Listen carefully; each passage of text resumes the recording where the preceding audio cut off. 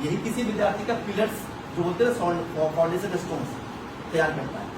तो अब हम लोग मान लीजिए कि अभी सुपौल में पढ़ रहे हैं, हजारी उच्च विद्यालय के स्टूडेंट हैं, तो अभी आपका कॉम्पिटिशन जो है इसी स्कूल में आपकी जो बीच हमारे बीच जो बच्चे हैं अभी भी उन्हीं लोग के बीच में है ना।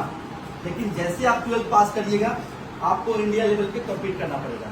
इंडिया लेवल का मतलब हुआ कि इंडिया लेवल पे जो नेशनल कॉम्पिटिशन है वो आपको देखना पड़ेगा। मेडिकल में जाना है तो नीट करना होगा, IIT करना है तो JEE मेन करना होगा, राइट। और किसी को विदेश जाके पढ़ना, जैसे IIM वगैरह करना है ग्रेजुएशन के बाद, तो आपको कैट करना पड़ेगा। विदेश में जाके हम लोग पढ़ सकते हैं। ये चीजें पहले हम लोगों को नहीं पता होता, लेकिन हमारी कोशिश ये कि सरकारी स्कूल के बच्चे भी अपने भविष्य के प्रति सजग रहें, अलर्ट रहें और समयबद्ध टाइमली आपको ये जानकारी मिले कि आगे क्या करना है। मतलब समस्या वही आ जाती है। तो मैं आप लोगों से यही रिक्वेस्ट करूंगा जितने भी स्टूडेंट क्लास में हैं कि प्लीज आप एक चीज फॉलो कीजिए लाइफ में कि लैंग्वेज कोई भी आपका हो, चाहे वो इंग्लिश लैंग्वेज हो, हिंदी लैंग्वेज हो, उस पर आप कमांड कर लीजिए, बोलने में भी और लिखने में भी। वो आपको हमेशा काम आएगा लाइफ में। आप सपोज कीजिए किसी अच्छे इंस्टीट्यूट में चले गए, कॉम्पिटिशन निकाल लिया, IIT ही चले गए, IIT मुंबई एग्जाम्पल लेना है, आपको इंग्लिश नहीं आती रहेगी तो बाकी बच्चे जो इंग्लिश मीडियम के स्टूडेंट आएंगे और आप क्लास में रहेंगे तो आप अपने आप को उतना कॉन्फिडेंट नहीं फील कर पाएगा, भले आपका कॉम्पिटिशन निकल गया। समझ रहे हैं ना। तो मेरा हमेशा आप लोगों से ये रहता है, रिक्वेस्ट रहता है कि प्लीज आप लोग अभी बहुत ही यंग एज में हैं, आप जो चाहिएगा अचीव कर सकते हैं। तो अभी से एक भाषा पे कमांड बनाना शुरू कर दीजिए। इंग्लिश अच्छी रहेगी तो मान लीजिए आपको सपोज UPSC करना है, union public service commission IAS की तैयारी करते हैं, तो आप मेंस एग्जाम किस भाषा में दीजिएगा? हिंदी में दीजिएगा, बिहार से है तो, या इंग्लिश में दीजिएगा। तो कोई भाषा पे कमांड होना चाहिए ना। बाद में अचानक तो नहीं ठीक कर पाइएगा, उस समय ये रियलाइज होता है। और एक चीज और बता रहे थे कि अगर मान लीजिए आप 12th के बाद किसी कोचिंग में चले गए, सपोज आपका मन हुआ कि मैं दिल्ली जाके तैयारी करूंगी या फिर आप कोटा जाके तैयारी करेंगे, तब जब कोचिंग में जाएंगे तो उन बच्चों का तो बेस पहले से बहुत स्ट्रांग है। बच्चे बोर्ड पे प्रैक्टिस कर रहे हैं, बताया जा रहा है, कॉन्सेप्ट MCQ बना रहे हैं, आप क्या कर रहे हैं, कॉन्सेप्ट की बेस अपना बना रहे हैं। तो उस बच्चे से कभी आप कम्पीट कर पाइएगा? नहीं कर पाएंगे। तो उसका क्या फॉर्मूला है कि अभी जो हमको समय मिला है 9th 10th 11th 12th, इसी में हमको इतना अच्छा कर जाना है, अपना फाउंडेशन इतना अच्छा बना लेना है कि हम कहीं भी बाहर जाएं तो हमको परेशानी नहीं हो। और एक सबसे इम्पोर्टेंट बिंदु जो आपकी कामयाबी में आने वाला है कि आप रिवाइज कितना करते हैं। मुझे लगता है कि मैक्सिमम स्टूडेंट को रिवाइज का कॉन्सेप्ट ही नहीं पता है। मैं जहां भी जाता हूं तो हमारे बच्चे नहीं जानते कि रिवाइज होता क्या है या रिवाइज करते कैसे। आप लोगों को लगता होगा कि मैं कमजोर छात्रा हूँ, मुझे याद ही नहीं रहता, जो सर पढ़ाते हैं, अनिल जी पढ़ाए भूल गए, ये नए मैथ्स वाले टीचर आए पढ़ाए भूल गए, या आपके प्रिंसिपल साहब कुछ पढ़ाए भूल गए। कोई भी भूल सकता है, हम भी भूलते हैं, लेकिन याद रहे उसके लिए एक तरीका है कि आज जो पढ़ाया गया आज ही जाके रिवाइज कीजिए, फिर कल एक बार रिविजन कर लीजिए, फिर 2 दिन बाद रिवाइज कर लीजिए, सप्ताह के अंत में तब तक रिवाइज करते रहिए जब तक कि वो आपके ब्रेन में छप ना जाए। जितना भी कामयाब स्टूडेंट है जो कॉम्पिटिशन निकाला है, जो इंडिया में कामयाब हो, किसी भी देश में कामयाब हो रहा है, फॉर्मूला यही है, प्रैक्टिस एंड रिविजन। आप एग्जाम्पल कोई भी चैप्टर है उसको बार बार दोहराइएगा तो आपको कितना कॉन्फिडेंट कमांड आ जाएगा आपको। आप क्या करते हैं कि एक चैप्टर पढ़ाई हुआ आज और इसको आप दूसरा चैप्टर शुरू हुआ तो पिछला वाला भूल गए। ये होता है ना सबके साथ। क्या आज जो चैप्टर पढ़ाई हुआ उसको 2-4 बार दूसरा चैप्टर स्टार्ट हुआ तब ये वाला चैप्टर भूल जाता है ना आप लोग। आपको लगता है कि मुझे तो याद ही नहीं रहता है।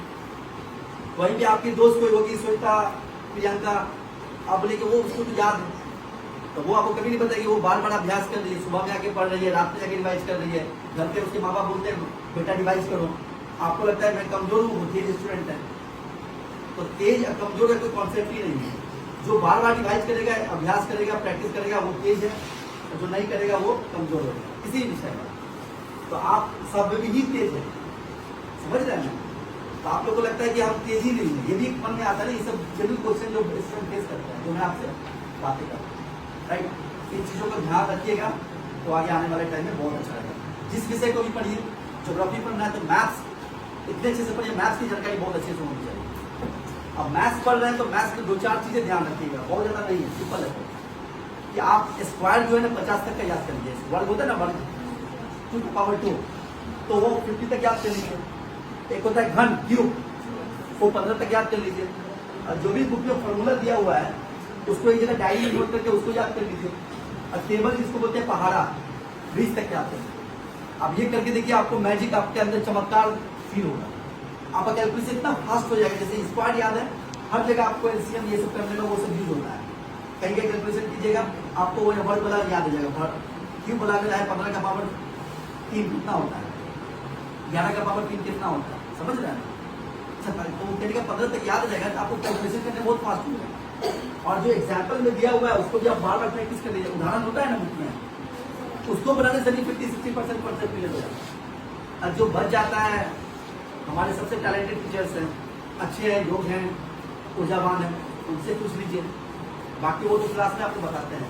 इतना कर लीजिएगा ना तो आपका कोई भी सब्जेक्ट अच्छा होगा। और जो भी पढ़ते हैं उसको बार बार रिवाइज कर लिए, दोहरा लीजिए, ज़्यादा नहीं है। जीवन में कामयाब होने के लिए स्टूडेंट के लिए यही 4-5 इसको नियमित रूप से आइए। ऐसा नहीं कि आज होमवर्क सर दे दिए तो कल से आना ही बंद कर दिया, ये भी होता है।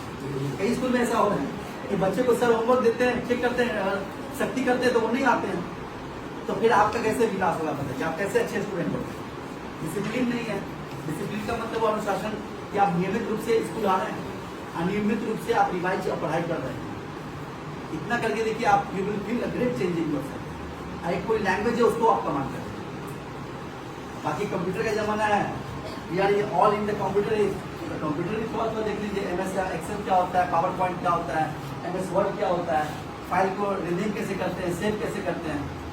वैसे आपके स्कूल में कंप्यूटर नहीं है तो इतना सारा करने के बाद आप एक बहुत अच्छा आपके अंदर एक नॉलेज आ जाएगा और किसी भी प्राइवेट विद्यालय से आप कम